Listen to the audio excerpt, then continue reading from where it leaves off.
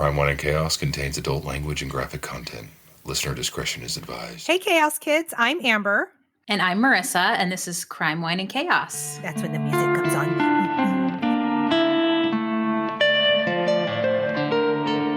Hey, sister. Hey, sister. Hey, sister. I don't know. That's all I know. Hey, that was beautiful. Thank you for that. We have my other sister, guest co-host today, Marissa. You will remember her from episode 106, where she talked about the horrible murder of Mia Zapata. Yep. Did I say her name right? Yeah, that was so good. I went and watched that documentary after. You did? You told me that story because I wanted to learn more about her. Yeah. Yeah, that was good, huh? Yeah, she was incredible person. Indeed. Yes. So welcome back. Naomi is traveling, and so you have graciously offered to co-host for me. Thank you so much. Thanks for having me. It's good to be back. I love having you here. I love being back. I love being here. Gosh, you're a natural. We like to keep it in the family here at Crime, Wine, and Chaos. Yeah, right. Who's next? Spencer? Jeremy. No, I mean like Spencer. who's on the roster, like who hasn't done it. Oh my gosh, I don't know. Spencer's got no time, you know. I know, right? Ooh, maybe Sebi. Oh my gosh, that would be a hoot. Yeah, he would be funny. Mm-hmm. He is a number one fan, that's for sure. Yeah. Yeah. What's new, sis? Are you drinking wine? I'm all out of white wine, and I didn't want to drink red, so I'm having a Moscow Mule. Stop it. Tell me how you made your Moscow. You know how much I love those. How did you make your Moscow Mule? I know. Well, it's in a plastic solo cup, so there's that. Tito's vodka, lime juice, and then the Fever Tree brand ginger beer that I get at QFC. And it comes in the small bottle, so which is like the perfect amount for one drink. Because like a regular bottle of pop or whatever it's a little bit too much, and then you're left with like that much. And you're like, what am I going to do with that? Yeah. So anyways, the Fever Tree comes in like little, like 8-ounce bottles or whatever. It's delicious. I love all that. That sounds delicious. Yeah. I am drinking a red. It's called 9 Hats. 9 Hats, not 8. 9 Hats, not 10, not 8. 9. No, 9, and it's red from Columbia Valley. Yummy, love it. Do you have anything before we get into this bullshittery that I'm about to tell you about? Any like housekeeping items or anything? Do you have any housekeeping? No, I do not. So let's do it. Okay. Have you ever heard of the Corn Rake murder? No. Corn Rake. Corn Rake. Corn Rake. Is Corn Rake a place? A thing? It's a thing. It's a thing. A corn rake is a thing. Okay. Well, I've never heard of it. We're going to Iowa. We're going to our roots. We're our roots. Yep. Okay. I love it. Oh my gosh. So this is the murder of Amy Mullis. Okay. Okay. So we're going to Delaware County in Iowa, and it's a town called Earlville. Okay. I haven't heard of it. Mm-mm. So it's a very small, tight-knit community. And the Mullis family consists of husband Todd, wife Amy, and their 3 kids, Tristan, Taylor, and Wyatt. And they all work on the family hog farm. Oh, okay. That's some serious hard work. We've got some hog farmers in our family too. Like legit hog farmers? Yeah. Mm-hmm. Oh, shit. God. Really? Yeah. Good for us. Yeah. Okay. Wow. So it is November 10th, 2018, and a 911 call comes in from Todd saying that his wife, Amy, has had an accident. He said he isn't sure what happened, but that she might have tripped, but he found her face down in the shed and that she fell on a corn rake. Okay. So a corn rake is a heavy-duty farm tool with 4 sharp prongs. It kind of looks like a pitchfork. Okay. But it's curved at the end like a rake. You're looking it up? I'm going to Google it. I want to know what this looks like. The first thing that pops up is the Amy Mullis corn rake murder case when I Google corn rake. Oh. Interesting. Okay. Oh, I see it. Yeah. Oh, yeah. Okay. Yeah. It's pretty hardcore. Yeah. So while he's on the phone with dispatch, he's in his truck with Amy, who is on Tristan's lap. Tristan's their 13-year-old. And he's driving her to the hospital. And the dispatcher asks him to pull over and do CPR. So he pulls over and he tries to lay Amy flat on the seat and he's doing chest compressions, but Amy isn't responding. Okay. And at one point, Todd says that she's cold. Okay. Yeah. That's suspicious. Sus, right? Yeah. Mhm. Soup sus. So Amy never regains consciousness. And the death in such a small community is like, everyone is like, what the fuck, right? Mm-hmm. Todd says he has no idea what happened. He assumes that she fell on the corn rake. Amy was just 39 years old. So the officer that responded to Todd on the side of the road said that he also worked on Amy, but he couldn't get a pulse. And another officer was there asking Todd questions. And Todd tells the officer that earlier in the day, Amy had been dizzy. And he suspects that Amy fell on the rake while she was in the shed trying to get the pet carrier. Okay.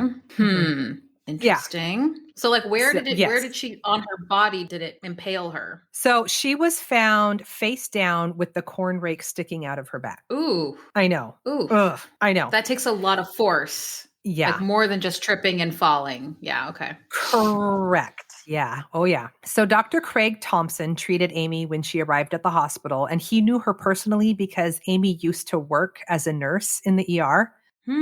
And Dr. Thompson said that he knew as soon as Amy arrived at the hospital that she was already gone, that there was nothing he could do. He also is a medical examiner because, you know, it's small town. Iowa. Wears many hats. Yeah. Exactly. He's doing all the things. And so he examines her and he says that her death does not look like an accident. He says that she has 6 puncture wounds on her back, and he doesn't see how that's possible for a 4-pronged rake if it's an accident. Yep. Ooh. Yeah. So he reaches out to Dr. Kelly Cruz, who is a forensic pathologist for the state's medical examiner's office. And Dr. Cruz found blunt force injuries to Amy's face, to her hands, and to her knees, indicating a struggle. Ooh. Yeah. But when the detectives process the scene in the barn, there's blood where Amy was found laying, but there's no blood anywhere else. Like you would expect blood splatter if she had been stabbed with the rake, like on the walls and on like the stuff in the shed, but there wasn't. Yeah. Yeah. I don't like this. I don't like where this is I don't going. like it either. This is a wild one. And even when we get to the end, you're not going to like it. So you're welcome. So despite there being no physical evidence, Todd is arrested for Amy's murder. And at this time, Delaware County has only ever had 4 homicides in 10 years. Ooh. So they're not equipped to investigate this. So at least they had the wherewithal to reach out to the state for help. Good. No shit. There's so many small towns that don't do that because ego or something. Dick size. Yeah. Like I need to. I got don't this. know. I've never done it, but I know how. Yeah. Yeah. I fucking know what I'm doing. Yeah. So after digging into the couple's history, they learned that 5 years prior, Amy had an affair, and the couple decided to go to counseling and try to repair their marriage. And that is when Amy quit her job as a nurse and decided to work on the farm full time. Okay. But Amy's close friends said that this wasn't something that Amy did willingly, but Todd made her do it. Right. So Amy told her friends that she felt like a prisoner. Todd didn't trust her anymore after the affair, and he only allowed her to go out with certain friends and for certain events. And he had to approve of the friends list, and she was timed when she left the house and when she returned. Dang. Yikes. I mean, that's rough. That's just divorce. You know what I mean? Yeah. What? Yeah. I don't understand why you would try and fix that. There's no fixing that. No, there's no fixing that. So when Todd is questioned, he says that he and Amy had a great marriage. Oh. Yeah. Okay. And when they go through Amy's phone records, they learn that she was recently communicating with another man by the name of Jerry Frazier, who was a field manager for the Mullis farm. Oh, okay. Yeah. Oof. And so they soon discover that Amy and Jerry were having an affair.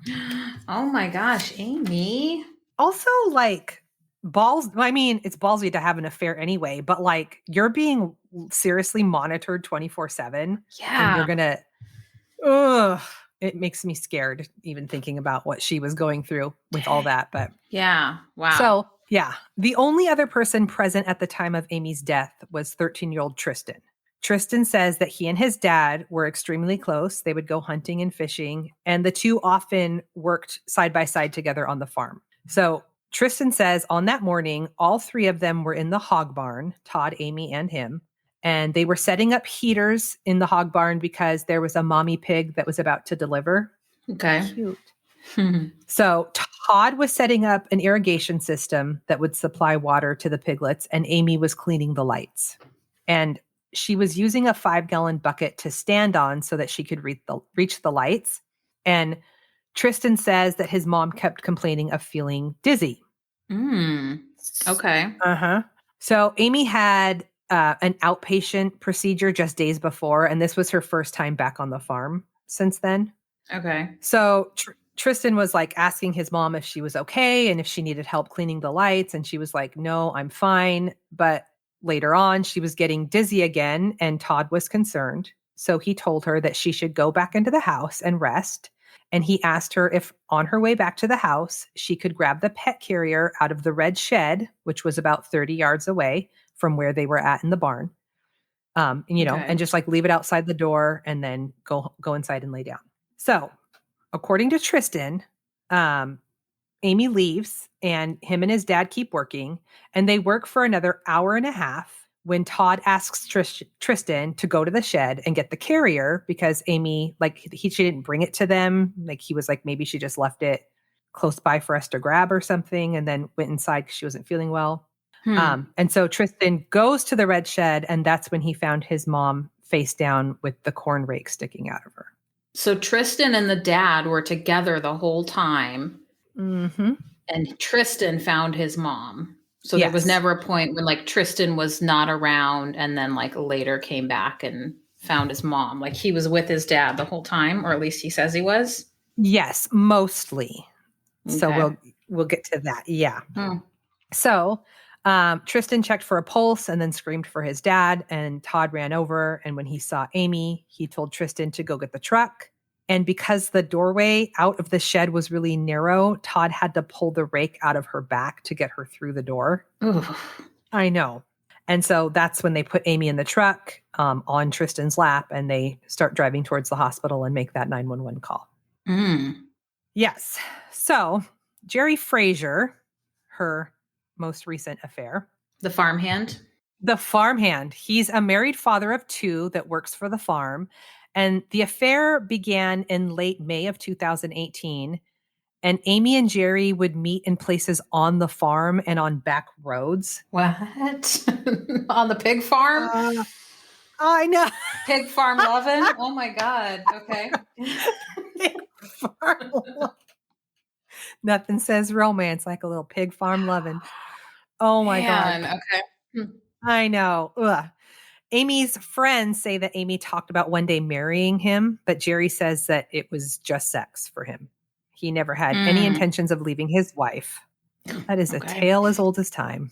Oh, man. Fucking douche. So Jerry Frazier is looked at as a person of interest because, Amy could have maybe been threatening his marriage, Yeah. But at the time of Amy's death, Jerry was at home in Anamosa, 45 minutes away, and his college-aged son was with him all day. Okay. Yeah. Okay. They also go through his cell phone records, and they see that he was in Anamosa all day. So Jerry's free and clear. Okay. So, yeah. So the case goes to trial, and Amy's close friends testified at trial saying that Amy had told them more than once that if anything ever happens to her, Todd did it. Yeah. Okay. Yeah. When Tristan is on the stand, he admits that there were moments when he was working with his dad after his mom left when he didn't see his dad for a second. But he said, so like this hog barn is like this really long sort of narrow building. And at the very front of it is like the office. Okay. And so Tristan would go up front to the office where the sink was to fill buckets of water. And so he was saying that he would be away from his dad for like a minute or 2 at a time. Okay. And like he'd come back and his dad was still in the barn. So the defense is like, that's not enough time for him to leave the barn, go 30 yards to the shed, kill her, clean all the blood. You know what I mean? Mm-hmm. Yeah, right. But prosecutors insist that Todd did have the opportunity to kill Amy while Tristan was in the front of the barn. Well, I don't know and how. was Tristan coached or something to say, I was with you the whole time. You were with me the whole, you know how that goes. We're never away from each other for more than a minute. Yeah. But that would be, okay, first off, he's 13. Yeah. And also, like, that would be pretty fucking sinister than to also send him to find her like that. Mm-hmm. And then also put her body on him in the truck. Like, what's that about? Fuck. I don't know. Weird. I don't know. Yeah. So, the farm does have 2 security cameras that look over the property, not inside any of the buildings, but around them. And investigators looked through the video from the day that Amy died, and they didn't find any footage from that day. But there is footage of the next day. So that looks sketchy. That's just Todd has it just that one day is gone. Okay. Right. Also, in Todd's Google search history, it showed searches that said, "What happens to cheaters?" and "killing unfaithful women." What?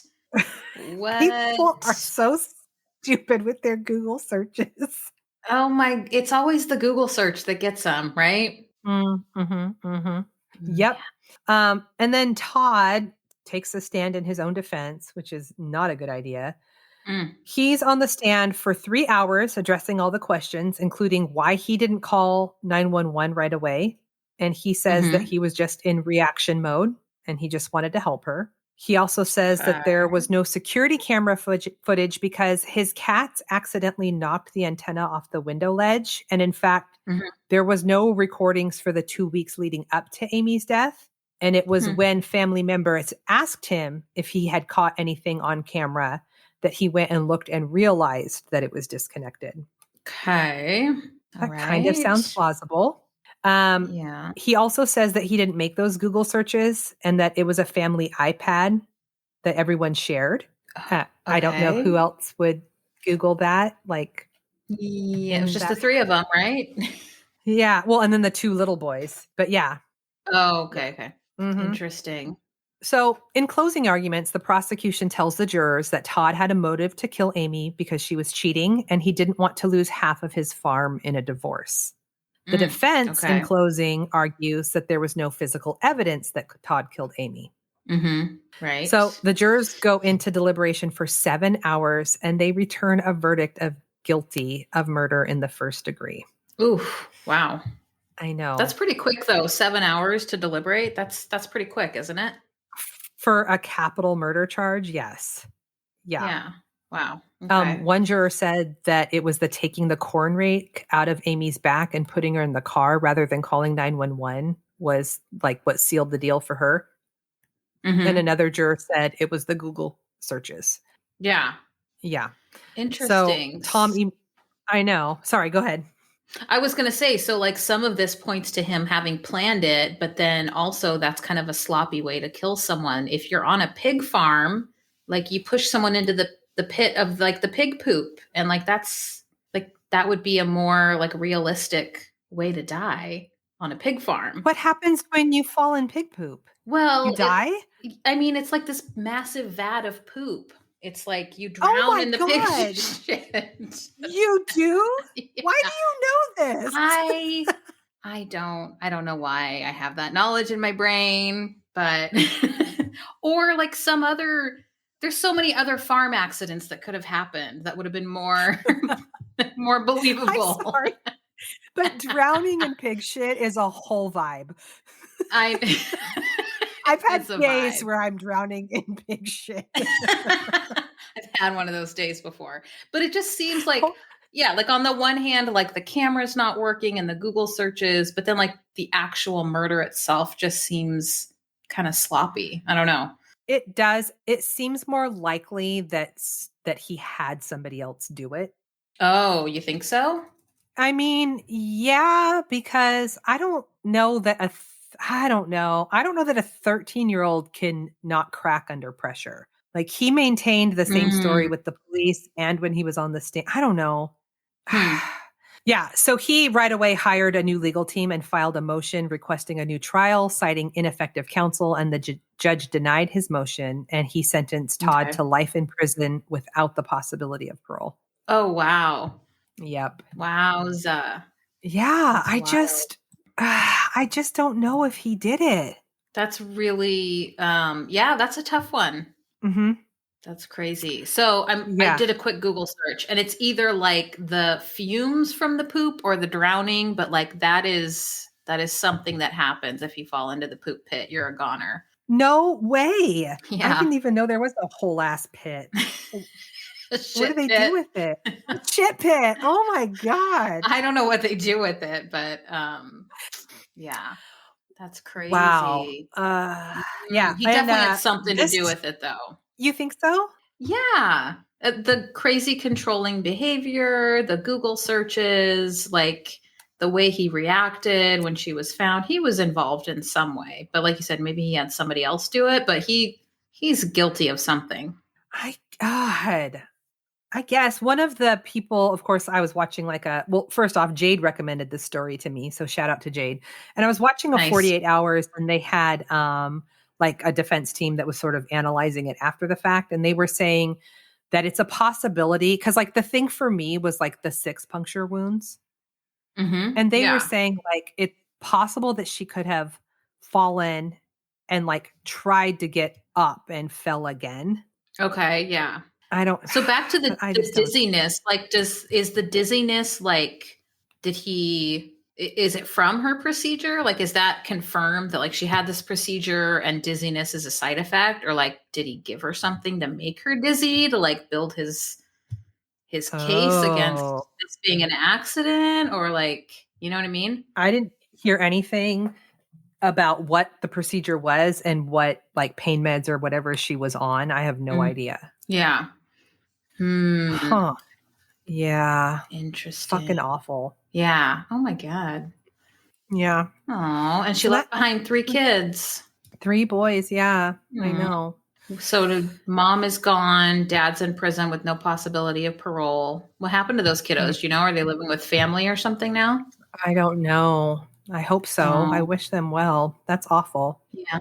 That is awful. Yeah. Jeez. Well, how's your mule? Do you have enough to get through chaos? Yeah, I'm just taking little sips here. I'm ready for chaos if you are. All right. I'm ready to fucking hear it, sister. So this is a case, this is MH370, which this is a case that has intrigued me for a really long time. Netflix actually just came out with a special on it. So I think I've been like maybe hearing about it more lately because of that. But when I decided to do this story, that's when I realized that there was a fairly recent Netflix special on this. But this is the Malaysia Airlines Flight 370 that went missing in 2014. Oh my God. I'm so intrigued by this one too. I can't wait. This one's a doozy. Okay. So MH370, that's the flight number. It was March 8th, 2014. So it just had the 9-year anniversary of this happening. It was a Boeing 777 flying from Kuala Lumpur to Beijing, which was something that it was a really common flight. It was a daily flight, basically totally routine.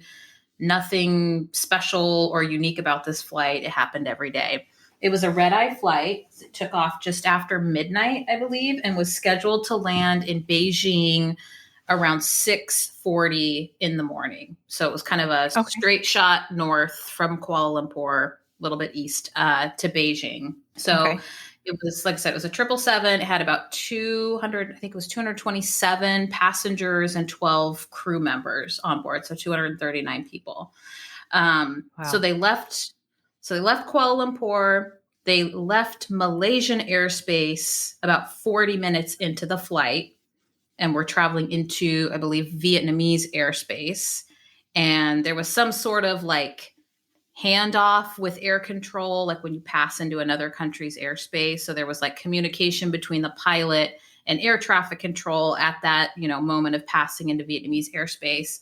About 40 minutes into the flight, they said their, whatever standard, goodbye to the Malaysian air traffic control or whatever, which was all normal. And then after that, complete radio silence. Nothing. No distress calls from the pilot. It fell off of radar. Like the plane disappeared in that moment. They couldn't track it. They couldn't find it on radar. Fuck. And the Vietnamese controllers never heard a peep from them. Like no, they that's the thing. Nothing. It wasn't, there was nothing. It was just like standard. Okay, this is Malaysia Flight 370, bye Malaysia Air Traffic Control. Good night. Nothing. Radio silence after that. Holy shit. So everything was standard. Like I said, this was like 40 minutes into the flight. It just disappears. So air traffic control immediately tries to get in touch, doesn't get any response. It was like someone deliberately turned off all communication, couldn't reach the pilot, couldn't find the plane on radar, like just gone. So they immediately were like, what the fuck? Like alarm bells were raised immediately. The flight never arrived in Beijing the next morning. And what's crazy is that like most of the families, most of the passengers on board were from China. A lot were from Malaysia. There were a handful of Russian passengers, American, Australian, but mostly Chinese and Malaysian. And so when the flight didn't arrive the next day, a lot of the family members of people who were on board were notified by Malaysian authorities, but not everyone was notified. It was the whole thing from the start was just kind of a shit show with how it was handled. That Netflix special that I watched, one woman whose husband was on the plane, they were Australian. She didn't know anything had happened until she got a call from a reporter the next morning who was looking for a statement. And she was like, what are you talking about? And they're like, oh, you haven't heard? The plane is missing. And she was like, what the fuck? So that's how she found out that her husband was missing. Yeah. What? Go ahead. I have a question. Sorry. Can the air traffic controllers talk to each other? Did the Malaysian air traffic controllers talk to the Vietnam air traffic controllers and say, hey, what's going on? Or I imagine that they did. I mean, I don't see why they wouldn't be able to because they're crossing into each other's airspace all the time. Yeah. I'm sure they have to. Yeah. Hey, we're handing them off. And I think that's kind of what happened is the pilot was saying goodbye to Malaysian air traffic control and Vietnamese air traffic control. Here we come. And then nothing after that. Fuck. Okay. Yeah. Okay. So the flight's missing, the plane is missing. They don't know what happened to it. Some people were notified, some people weren't. People were trying to call their loved ones who were on the planes and they were thinking that there was still cell phone reception because the phones would just ring and ring and ring instead of going directly to voicemail. So they're like, why aren't you guys trying to track the cell phones to try and figure out where the plane is? And there was no real... The answer was we don't have the technology to do that from Malaysian government. That's what they said. What? Yeah. So people were they weren't being given timely information, accurate information. Information was changing from day to day about what they thought actually happened. It was just it was horrible, absolutely horrible for these families. So originally the Malaysian authorities said, oh, the plane went down in the China Sea, dropped out of the sky on its flight path. Then later they said, no, it actually suddenly turned west and it crashed into the Indian Ocean. Are they just making shit up? That's what it felt like when it was happening. Jeez. People were based on what? There's no wreckage, there's no debris, there's no you're just making shit up at this point is what they felt like.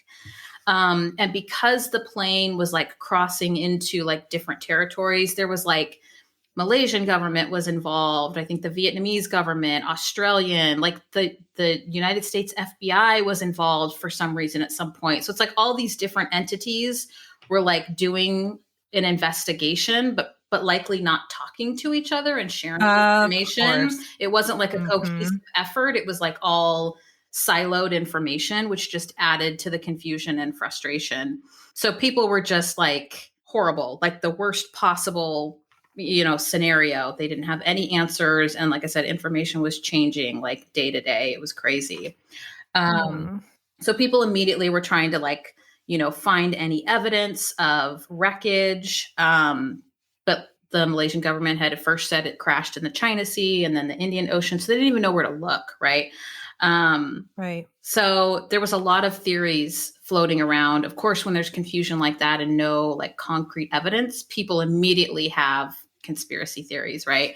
And of course, all these like vigilante investigators like immediately started doing their thing, right? And some of it was pretty far-fetched and crazy, like aliens snatched the plane out of the sky. One theory was that the pilot like did this on purpose, but he was like a really well-liked veteran pilot he's in his 50s. He'd been doing this. He was one of their most senior pilots for Malaysia Airlines, and he had no reason to do this. So that didn't make any sense. Yeah. Yeah. I also don't want to completely disregard the alien theory and because it's the fact that they can't find the plane. Right. This is like some Bermuda Triangle shit. Yeah. Because that theory would be weird if they had found the wreckage. Yeah. But a plane doesn't just poof and there's nothing. Yeah. And so this pilot had a flight simulator at home, which was seized and handed over to the United States FBI. Why? I don't know. But like none of the information was made public, but like statements came out, like I don't know if it was months or like a year later, where the FBI was like, oh yeah, we found evidence on his flight simulator that he had simulated a similar path of like suddenly going west and then like crashing into the ocean, or like trying to land the plane on like a small remote runway on an island. And it was like, but like, where's the evidence that he actually did that? That's just like what the FBI is saying, right? And it was like I said, like months or like a year after the plane went missing. So just nothing was. But really, also, yeah. Oh, sorry. Yeah. Also, like if you're a pilot making international flights and you have a flight simulator, that's probably really good practice to know what to do if you think you're going to crash and you're in the middle of the ocean. And can I land a plane on a small, tiny land strip in the middle of nowhere? Right. Like you need to know how to do those things. Right. That doesn't mean he was planning on fucking doing it. Yeah. Yeah. Right. Like that's not proof that he actually would. No. And the fact that like, I don't know, just the whole like no communication, fell off the radar. Like it nothing was adding up. So of course all these theories are coming out. Like one guy, I don't know why they gave this guy so much airtime, but he was on that Netflix special and he talks about the pilot locks the co-pilot out of the cockpit, depressurizes the plane so that everyone loses oxygen, and then like steers the plane to the west, and then it eventually runs out of fuel, and then it plunges into the ocean. But again, it's like, why would he do that? Right. There's no. And where's this guy getting his information from? Total theory on his part. Aviation experts are like, no, he didn't do that. That doesn't make any sense. And I don't know if this is a coincidence, but about 4 months after this plane went missing, another Malaysia Airlines flight was actually shot down over Ukraine, a 777, which is crazy for a plane to get shot down. But also two 777s, Malaysian airline airplanes going down is just like such a weird thing. So this guy, this conspiracy theorist, journalist, whatever you want to call him, is like, oh, it was the Russians hijacked the plane and took this plane down. Again, no evidence of that. Aviation experts are like, no, there's no way that could have happened. They can't do that. Some people were saying like, the reason that government officials aren't giving us all this information is because like it was some sort of concerted effort to like take the plane down because someone really important was on that plane that they wanted to kill. And it's like, why would you take down an entire plane to take out one person? Right. So, right. Yeah, just really, really wacky conspiracy theories. But I mean, that's what happens when something so random with no information happens. People are just gonna come up with their own theories when authorities aren't giving you information. Of course, yeah. Oh. Yeah.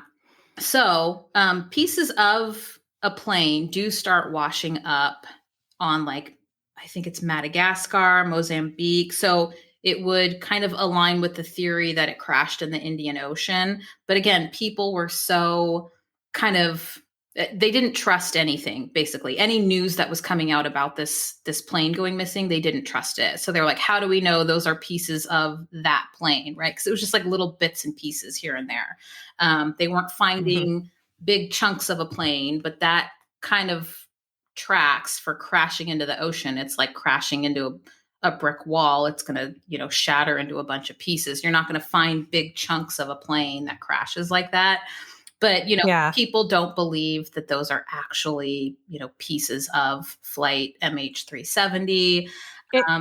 It's some other plane that's been unaccounted for. Yeah. People have all these theories about it was, you know, planted, like who put it there, like how convenient that they found this, you know, debris, and it kind of backs up this statement from the Malaysian government that it crashed in the Indian Ocean. So yeah, people are just, they don't trust any of the news that comes out about it, and for good reason.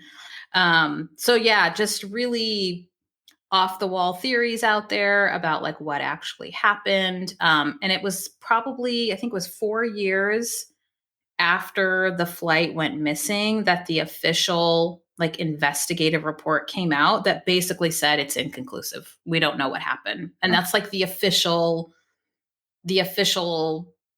you know, ending, if you will, to this story is we don't know what happened. Oh my God. Yeah. Okay. I have 2 stupid questions. Yeah. Because my geography is real bad. Okay. Was he supposed to be over the Indian Ocean? No. So he was leaving Kuala Lumpur. He was going over, I believe, the China Sea and up past Vietnam and into Beijing. And instead, they say he went west back over Malaysia and then crashed into the Indian Ocean. Because, well, God, he has got a co-pilot, obviously, but it almost sounds like he had some, like, has there been any theories that there's been some sort of medical emergency, or like, why was he in a spot where he wasn't supposed to be? Well, one theory is that, so there's this small island out there, and I don't know if it has an airport or not, but one theory is that there was some sort of emergency in the plane and he quickly diverted to get to like the nearest airport, and they didn't make it and they crashed, which seems plausible. I think that what people are most frustrated about is that there's just such a lack of evidence of any of this. Like, why haven't we found more of this plane? Like, why weren't there like seats floating in the ocean, right? Like, why hasn't any of that washed up on shore? So everything is just a theory. And like I said, the official report is we don't know what happened. So these poor families still don't have any type of closure. Just really just like devastating. And they're still like, some of these families are still to this day, like, you know, out of their own pocket, like doing their own investigation, trying to get to the bottom of this, like filing, you know, requests for information, and, you know, because everything has just been coming out like at press conferences or this, you know, investigative report, but like the FBI saying, oh yeah, there was evidence that he simulated a similar flight path on his home simulator. That's just their word. There's no official report from the FBI that says that. And why is that coming from the United States FBI? Like that's weird. So yeah, it's still a mystery to this day. And it's been 9 years. God, that's my second dumb question is, what is the black box and why isn't it working in this situation? Oh, the black box is supposed to record everything that the pilot and the co-pilot say, like any communication that happens, it's supposed to record that. But they don't have the black box. They don't have it's in the ocean somewhere. They don't have it. And they cut off all communication and all radar. So like the fire theory kind of would make sense in that case, unless the pilot deliberately cut off all communication, which why would he do that? Yeah, that's the part that's weird, is that he just went literally off the radar. Yeah, like deliberately did this. There's just no... like they've interviewed his family and they're like, no way would he ever do this. Like there's absolutely no reason that he would kill himself and 238 other people. Like, no. Well, And the thing is, too, is like my limited understanding of aviation, which when there is any kind of a problem on a plane, whether it's a fire or you're running out of fuel, you have a longer window than you think of warning. Yeah. So the part that's weird to me is signing off with Malaysia, like pretty normal, happy, and then radio silence instantly from the Vietnamese. Right. That doesn't make sense. Right. Right. No distress calls, no nothing. Because there has almost like he went into some fucking vortex as soon as he crossed over that line. Yeah, like there's a theory that they went into a black hole because it just doesn't add up. Yeah. I mean, like, yeah, it's the lack of communication, the radio silence that's just been so. I think that's fueling the conspiracy theories. Is that it just disappeared? The plane just disappeared out of thin air. Or somebody did this on purpose. Yeah. God. Yeah. Are there any, let's see, this was post 9/11. Yeah. So no accessible cockpit, right? Yeah. I wonder if there's any hijacking theories or. I mean, people have those theories, but it's pretty far-fetched. And this plane had those anti-hijacking doors or whatever you want to call them on the cockpit. So it was already equipped with, post 9/11, whatever. Because this was 13 years after 9/11. So. Wow. God, that is so weird. Yeah. Yeah. And I think it's just a coincidence that other plane was shot down, but it is kind of crazy that within a 4-month span, Malaysia Airlines had 2 planes, go down basically. And they hadn't had any kind of an incident in like decades. Oh, that's so awful for those families. Yeah. God. Yeah. And they're still, some of them are still like fighting for information and doing their own investigation because they just want answers. Well, yeah. Yeah. Just crazy. Ugh. I know. Well, thank you for that. That was fucking terrible. I appreciate that. Yeah. Do you remember when that happened though? I do. It was really weird. Yeah. And it definitely gives me like hardcore, like Bermuda Triangle vibes. And I have heard similar frustrations with investigations with any kind of crime or whatever happening like on a cruise ship. Like when people are at sea and like this jurisdiction issue of like where did it happen and whose case is it, and it sounds like a fucking nightmare for the families. Yeah, absolute nightmare. It's the not knowing, like it's the lack of closure for them. And I think it like adds insult to injury of like just the way that the government officials have handled this, and just like the whole we don't have the technology to try and trace cell phone signals, right? And this was something that was brought up like the very next day when these people were trying to call their loved ones. It just seemed like there were so many missed opportunities for them to try and do something, and they were just like, we can't do it. Sorry. You know what? That pissed me. We have fucking cameras in space. Yeah. You can ping a cell phone on an airplane. Yeah. And the other thing too is people are like, we can use like Google image, like satellite images to find a fucking golf ball on a golf course. Like, why can't we see debris from this plane crash anywhere? Like, why can't anybody find anything, That's how conspiracies start, because it fucking sounds like something nefarious is going down with the government when shit like that is what they're being told. Yeah. And one of the pieces of debris that I don't know if it's actually part of this plane was like landing gear that they found, and like evidence that like the landing gear door was open. So like he was trying to land the plane.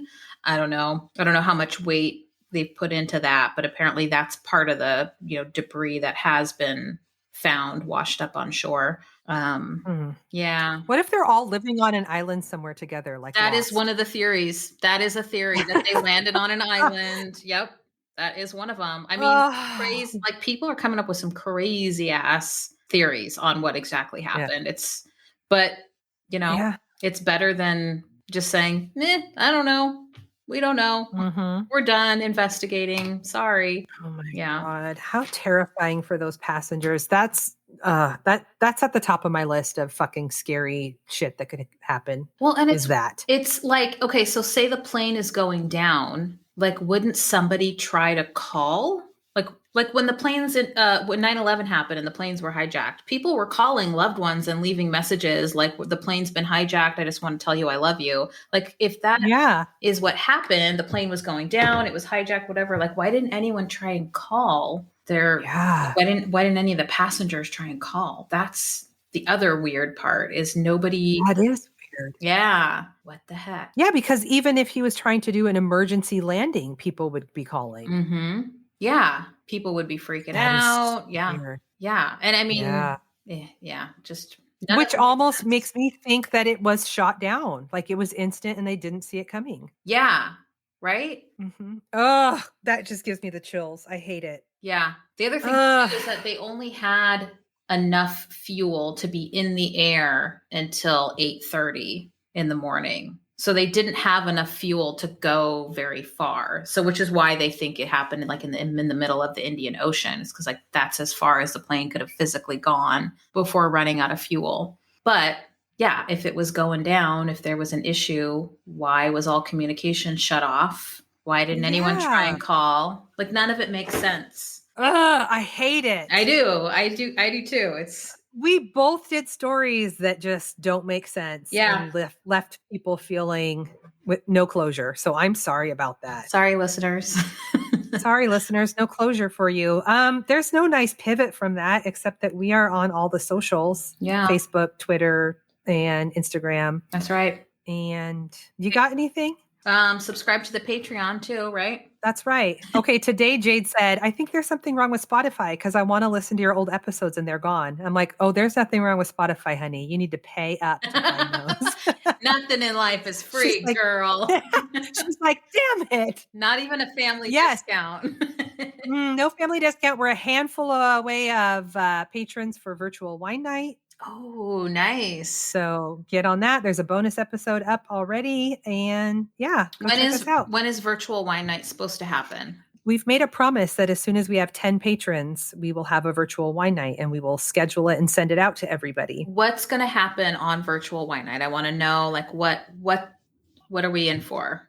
We're in for any listeners that maybe have questions or people that just want to talk about really dark, bleak shit in a safe space. Okay. Okay. There's zero judgment at virtual wine night. You want to talk about your favorite murder, your favorite chaos? Mm-hmm. We're here to listen. Okay. We're here to talk about it. It's kind of loosey-goosey. It's a meet cute, if you will.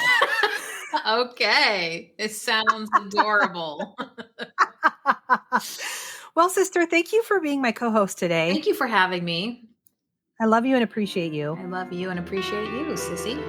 This was motherfucking chaotic. Yes. Bye. Bye.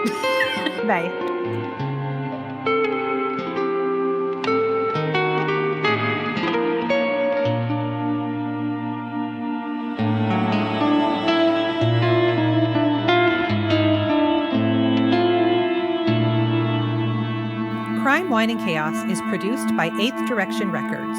Artwork by Joshua M. Davis. Music by Paul Abner.